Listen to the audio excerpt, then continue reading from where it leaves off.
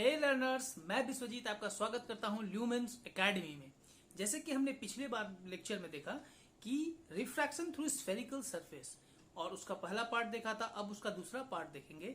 जैसे कि पिछले पार्ट में हमने देखा कि लाइट रेयर मीडियम से कॉन्वेक्स डेंसर मीडियम में जा रहा था, लेकिन इस बार देखेंगे कि लाइट कॉन्वेक्स डेंसर मीडियम से रेयर मीडियम में जाता है तो हमारा एक्सप्रेशन कैसा आता है। उसके अकॉर्डिंग आपके स्क्रीन पे क्वेश्चन दिख रहा होगा, वो क्वेश्चन को आप अपने कॉपी में लिख लीजिए। अभी चलिए इस क्वेश्चन का हम सोल्यूशन बनाएंगे। तो चलिए देखते हैं इस क्वेश्चन का सोल्यूशन क्या है। तो पहले तो हम बनाएंगे एक डायग्राम, जो कि आपको स्क्रीन पे दिख भी रहा है कि ये डायग्राम क्या है।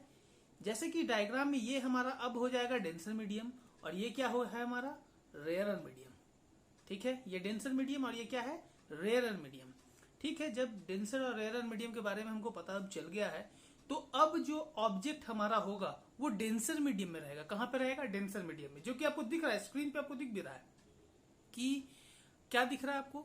जैसे कि आपको स्क्रीन में क्या दिखा कि ओ क्या है हमारा ऑब्जेक्ट और आई क्या है हमारा इमेज। आई क्या है? Image. O object, I image. और सी क्या है हमारा? C is the centre of curvature. अब अगर हम सेंटर ऑफ कर्वेचर का बात करेंगे तो ये जो हमारा कर्वेचर है, ये जो कर्व पाथ है, इसका सर्कल किधर बनेगा? जिधर बनेगा उधर ही वहां पे हमारा सेंटर होगा। जैसे कि दिख रहा है आपको यहाँ पे, ये कहीं ना कहीं आगे जाकर के प्रोसीड इधर ही होगा जी। ठीक है, और ये भी आगे जाकर प्रोसीड इधर ही होगा। ठीक है, तो इसका सेंटर भी कहीं ना कहीं इधर ही होगा, लेफ्ट साइड। तो ये सी हमारा क्या है? सेंटर ऑफ कर्वेचर, जैसे कि आपको स्क्रीन पे दिख रहा है। ठीक है, ये पी हमारा पोल और ये जो पूरा लाइन आपको दिख रहा है, यहां से लेकर के ये जो रेड लाइन में हम ड्रॉ कर रहे हैं, ये क्या है हमारा? ये हमारा प्रिंसिपल एक्सिस। क्या है? Principal axis. यहाँ पे हम गामा की बात करेंगे। गामा क्या हो जाएगा हमारा? Angle subtended bye image. Alpha क्या हो जाएगा? Angle subtended by object. और बीटा क्या हो जाएगा? Angle subtended by normal. हम पिछले बार लेक्चर में बताया था हमने कि जो नॉर्मल होता है वो हमेशा सेंटर ऑफ कर्वेचर से होकर के पास होगा। ठीक है, तो नॉर्मल कहां से पास होना चाहिए? सेंटर ऑफ कर्वेचर से। तो जिधर हमारा सेंटर ऑफ कर्वेचर होगा वहां से हम सरफेस पे क्या ड्रॉ करेंगे? एक नॉर्मल। तो जैसे कि आपको यहाँ दिख रहा है, हमने डॉटेड लाइन में नॉर्मल ड्रॉ किया है और ये कहां आके मीट कर रहा है? At point C. जैसे कि आपको स्क्रीन में सब कुछ क्लियर है। आई क्या है हमारा? Angle of incidence. और cap small R. Small R क्या है? Angle of refraction. Small R क्या है? Angle of refraction. चलिए, अब यहां तक तो आपको समझ में आ गया। और पिछले लेक्चर में पिछला डायग्राम को याद कीजिए तो आपको पता चलेगा कि μ2 वहां पे डेंसर मीडियम था और μ1 क्या था? Rare medium. तो यहां भी वही लेंगे, जो आपका डेंसर मीडियम था यहां भी वही लेंगे, कुछ भी अलग नहीं लेना है। तो μ2 हमारा क्या हो गया? Refractive index of denser medium and μ1 is the refractive index of rare medium. Clear है? तो चलिए आगे देखते हैं कि इसका डेरिवेशन किस तरह से किया जा सकता है। जब हम डेरिवेशन की बात करेंगे तो हमारे पास एंगल DOP, जो कि है एंगल सबटेंडेड बाय ऑब्जेक्ट, यहां पे स्क्रीन पे आपको दिख रहा है, ये फिगर देखिए, DOP दिख रहा है आपको। ये D, यहां पे O, यहां पे P। DOP आपको दिखा? क्लियर है? ये हमारा जो एंगल होगा ये हमारा अल्फा। क्लियर है? ये हमारा अल्फा हो जाएगा। ठीक है, ये हमारा अल्फा हो भी गया। उम्मीद करते हैं आपको क्लियर होगा, ये अल्फा दिख रहा है आपको। अब यहां पे बीटा, ये बीटा हो गया और ये क्या हो गया हमारा? गामा।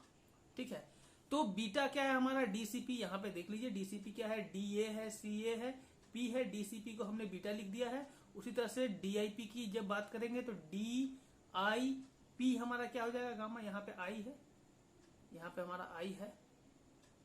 ठीक है, ये I है हमारा। इस पॉइंट को हमने आई किया है यहाँ पे, जो कि आपको दिख नहीं रहा होगा ठीक से। यहाँ पे आपको आई दिख रहा है। DIP क्या हो गया हमारा? गामा। जब DIP आपको गामा पता चल गया, अल्फा बीटा गामा क्या है हमको पता चल गया, उसी तरह से पिछला बार जो काम किए थे इसमें भी वही काम करेंगे। तो चलिए देख लेते कौन से ट्रायंगल के बारे में बात करना है। यहाँ पे ट्रायंगल ODC के बारे में बात करेंगे। O यहाँ पे है, दिख रहा है O, ये हमारा D, ये C। जब ट्रायंगल ODC के बारे में बात करेंगे, ठीक है, तो क्या हो जाएगा हमारा? Beta equal to I plus alpha. यहाँ पे अल्फा था और ये क्या है? आई प्लस अल्फा बीटा हो जाएगा। क्यों? क्योंकि हम जानते हैं exterior angle is equal to sum of two opposite interior angles. ठीक है, ट्रायंगल का ये लॉ है, हमने पढ़ा है, पिछले बार हमने लिख भी दिया था, इस बार इसीलिए हमने नहीं लिखा। ठीक है, तो क्या होता है? Exterior angle is equal to sum of two opposite interior angles.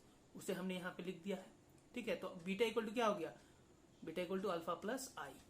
हमको क्या निकालना है, आई निकालना है, क्योंकि आगे जाकर तो जानते ही हैं कि हम लोग स्नेल्स लॉ यूज करेंगे। और स्नेल्स लॉ में क्या होता है, एंगल ऑफ इंसिडेंस आई होता है और angle of refraction small r होता है। तो पहले तो आई निकाल लिए, आई निकाल के उसका इक्वेशन 1 मान लिए। उसी तरह से डी सी आई, कौन सा ट्रायंगल देखेंगे, डी सी आई, यहाँ पे डी दिख रहा है, ये सी दिख रहा है, और आई कहाँ है, यहाँ पे आई है। इस ट्रायंगल की जब बात करेंगे तो यहाँ पे जो स्मॉल आर है, ये स्मॉल आर एक्सटीरियर एंगल है। स्मॉल आर क्या है, एक्सटीरियर एंगल। क्या ये बीटा और गामा के बराबर नहीं होगा, जो कि हमने यहाँ पे लिखा भी हुआ है, r is equal to beta plus gamma. इसको मान लिया हम इक्वेशन 2, इसको मान लिया इक्वेशन 2, और ये हो गया हमारा इक्वेशन 1। तो हमारा स्मॉल आर और आई तो निकल गया। जब स्मॉल आर और आई निकल गया तो अब क्या करेंगे, वेरी गुड, स्नेल्स लॉ लगाएंगे। तो चलिए लगाते हैं स्नेल्स लॉ। तो जब हम स्नेल्स लॉ की बात करें तो ये दिख रहा है आपको Snell's law, sine i by sine r is equal to mu 1 by mu 2। पिछला बार म्यू 2 बाई म्यू 1 था, क्यों, क्योंकि रेयरर मीडियम से डेंसर मीडियम में जा रहा था। अब कहाँ है, डेंसर मीडियम से रेयरर मीडियम, इसलिए म्यू 1 बाई म्यू 2।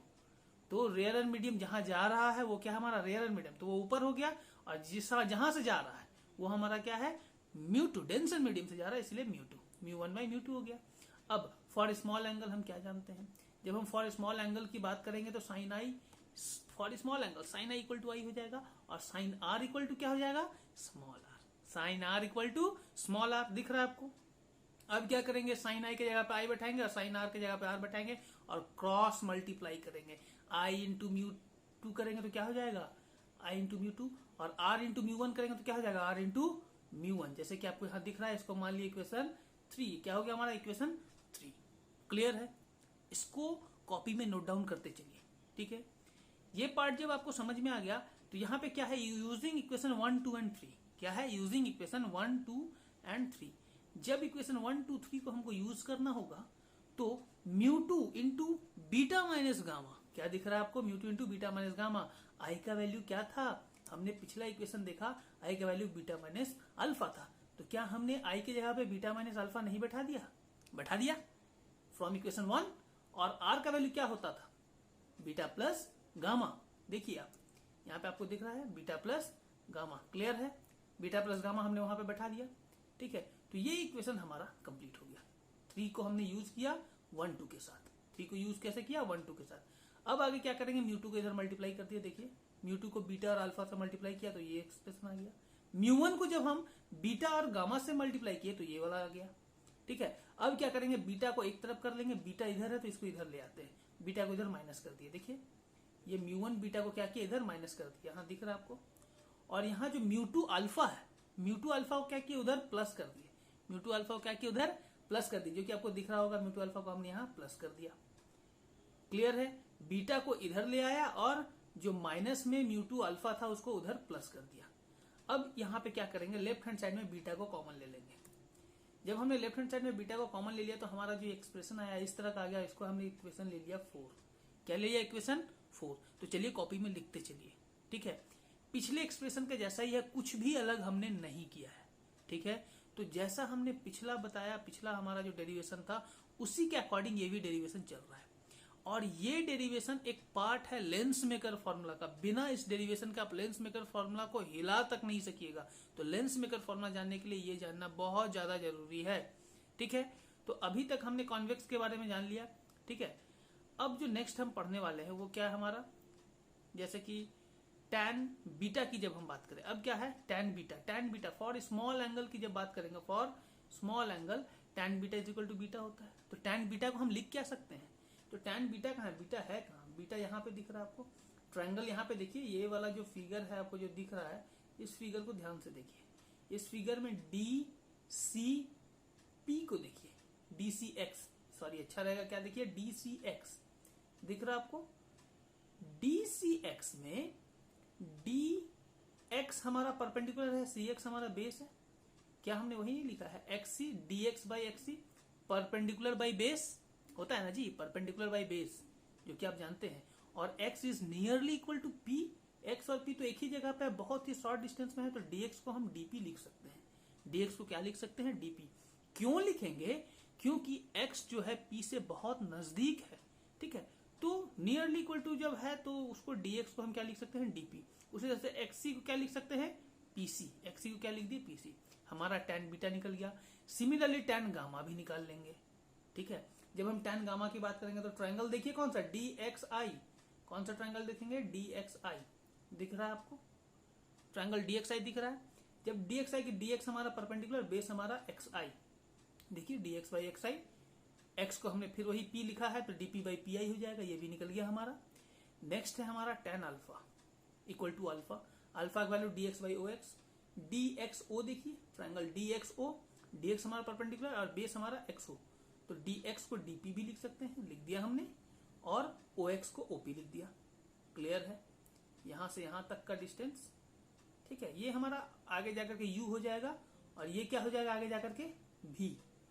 ठीक है, और यहां से लेकर के यहां तक का डिस्टेंस को हम बोलेंगे r, कैपिटल R। तो आगे जाके हम इसके बारे में बात करेंगे, लेकिन फिलहाल यहां तक आपको अल्फा बीटा गामा हमने किस तरह से निकाला फॉर स्मॉल एंगल, वो उम्मीद करते हैं आपको समझ में आ गया होगा। ट्रायंगल को ध्यान से देखिए, फिगर को कॉपी में अच्छे से बनाइए तो ज्यादा अच्छा से समझ में आएगा। कॉपी में नहीं बनाइएगा तो समझने में थोड़ा तकलीफ हो सकता है। ठीक है, क्योंकि ये थोड़ा कॉम्प्लिकेटेड है ना, तो कॉम्प्लिकेटेड चीजों को थोड़ा सा कॉम्प्रिहेंसिव बनाने के लिए आपको पेन कॉपी की जरूरत पड़ेगा।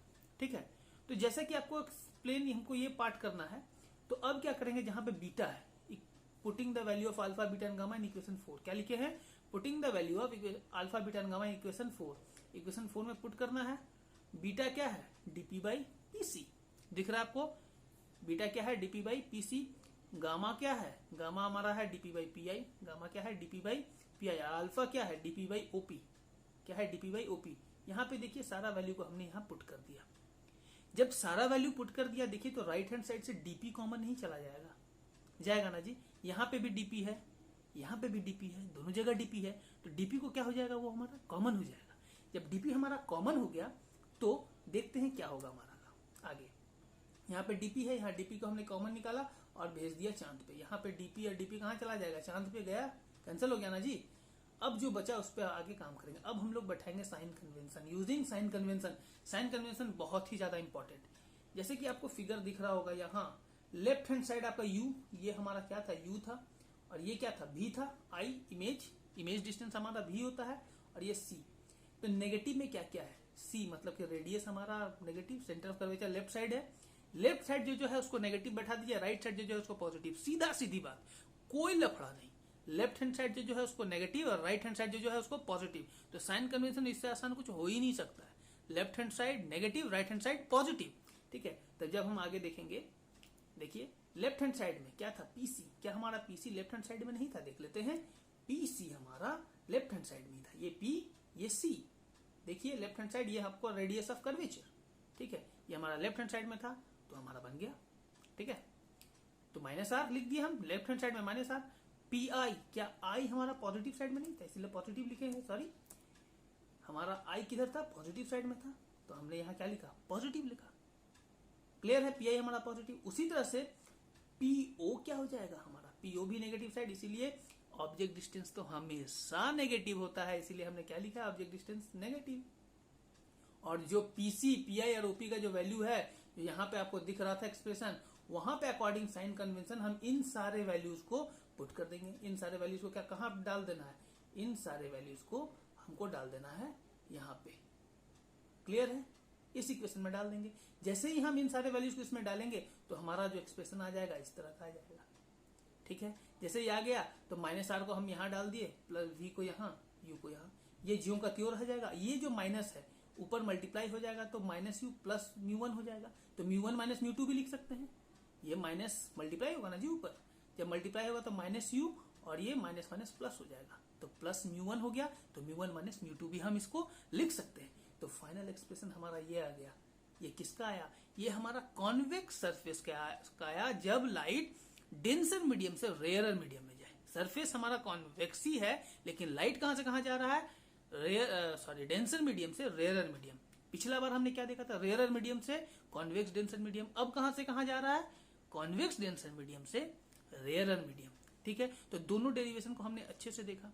अब आगे हम लोग लेंस मेकर फॉर्मूला के बारे में जानेंगे, और आपका जो होमवर्क रहेगा, जो आपको करना है, जो कि बहुत इंपॉर्टेंट है, आपको एकदम जरूर से कीजिएगा आप, वो रहेगा आपका कॉनकेव सरफेस से आपको ये दोनों एक्सप्रेशन निकाल के लाना है, ये आपका काम। जो आपका रिफ्रैक्टिव डेंसर सरफेस रहेगा, ठीक है, कॉनकेव डेंसर सरफेस से दोनों कंडीशन निकालना। क्या निकालना है? कॉनकेव रिफ्रैक्टिंग सरफेस से दोनों सरफेस के बारे में आपको निकाल के रखना है। उम्मीद करते हैं आप निकाल लीजिएगा, ठीक है। अगर निकाल लीजिएगा तो नीचे कमेंट कीजिए कि आप उसको निकाल लीजिएगा आसान से, आपको ये चीज समझ में आ गया है, इसीलिए आप उसके अकॉर्डिंग उसको निकाल सकते हैं, ठीक है।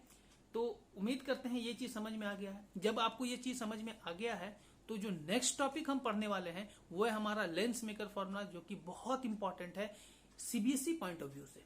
सीबीएसई में बहुत बार लेंस मेकर फॉर्मूला पूछा है और ये एक बहुत बड़ा डेरिवेशन है, बहुत बड़ा कॉन्सेप्ट है। अगर इसके डेरिवेशन को आप समझ गए तो लेंस मेकर फॉर्मूला का, लेंस का आप आधा से ज्यादा कॉन्सेप्ट ही आपका क्लियर हो गया। तो लेंस का कॉन्सेप्ट को क्लियर करने का सबसे आसान तरीका है कि लेंस मेकर फॉर्मूला को अच्छे से समझ लो। और लेंस मेकर फॉर्मूला का डेरिवेशन देखिए कितना सारा, 2 डेरिवेशन अभी खत्म किए हैं, उसके बाद जाकर के लेंस मेकर फॉर्मूला हम बनाने वाले हैं। तो नेक्स्ट लेक्चर में हम देखेंगे लेंस मेकर फॉर्मूला। अगर आपको ये वीडियो अच्छा लगे तो लाइक कीजिए, शेयर कीजिए, कमेंट कीजिए, कमेंट तो जरूर कीजिए, और सब्सक्राइब कीजिए।